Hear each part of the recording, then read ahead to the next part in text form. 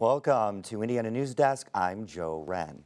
A spike in the number of hepatitis A cases in southern Indiana is sparking a lot of questions.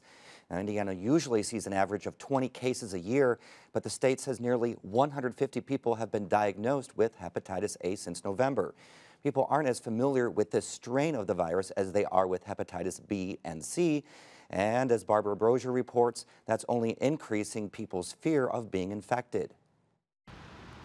When people walk into the Clark County Health Department's clinic, one of the first things they see are stacks of pamphlets and fact sheets explaining hepatitis A. We get a very minimal amount year in, year out in a normal year, but it already started to notice a kind of abnormal pattern back. It was late November, early December. They've seen more than 50 cases of hepatitis A since then, and many of them have been traced back to a larger multi-state outbreak. Health officials here say they became concerned when they noticed several inmates being transferred to Clark County from Louisville were carrying the virus. In a situation where there's a large population in a small confined area and using communal bathrooms and food prep where it's all in the same area, I mean that's your worst nightmare as far as containment goes. The virus did spread beyond that population. A school even closed for a day because of potential exposure.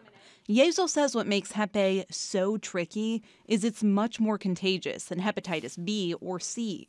It has a fecal-oral spread, which means people can contract it through contact with an infected person or ingesting contaminated food. The classic hepatitis A exposures have been where you have somebody with contaminated hands that works at a restaurant, say the salad bar, then the next day or next few days you get 50, 100 people that come down with hepatitis A. And we're not seeing that with this epidemic. But the outbreak does have many Hoosiers worried about whether it's safe to eat out. Clark County is just one of 7 seeing an uptick in hepatitis A cases. In Lawrence County, more than 20 people have been diagnosed with the virus. That includes workers from at least 4 restaurants. Well, everybody's worried about it. I mean, nobody wants to get it. The health department is offering vaccines, and Rita Lewis says she knows a lot of people who are getting them.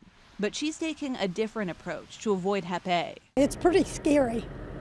We quit eating out. Yezel says those fears are overblown. While several Clark County restaurants also had workers who contracted the virus, he says there hasn't been a case of someone who got hepatitis A simply from eating somewhere.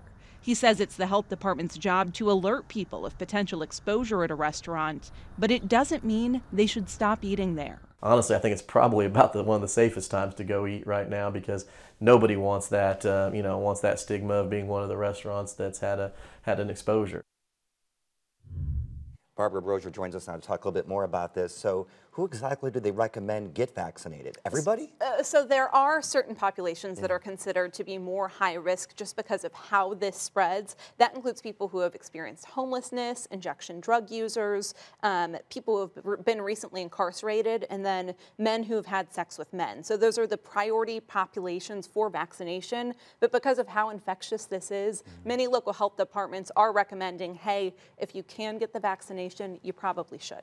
And is the vaccination readily available? I mean, is there enough to go around? That's a good question. Yeah. The Clark County Health Department, when this outbreak first started, told me that they actually had a really hard time getting vaccines. They did work with the State Department of Health to get more of them, and the State Department of Health has recently obtained some additional Hep A vaccinations that they've identified 28 different counties in the state that are at a higher risk of maybe having an outbreak of their own. They're working with those counties to get some vaccines so they can work on vaccinating those priority populations. Sure, and I know this is changing day to day, but do they expect to see a decrease before an increase? So Clark County Health Officer did tell me that he expects to see for the next 18 months to 2 years higher than normal case numbers, and he expects that to happen throughout the state. Here in Monroe County, they said they wouldn't be surprised if the outbreak does in fact come here. So it's going to be a while. We have not reached the level of Kentucky, for example, which has the worst outbreak in the country right now.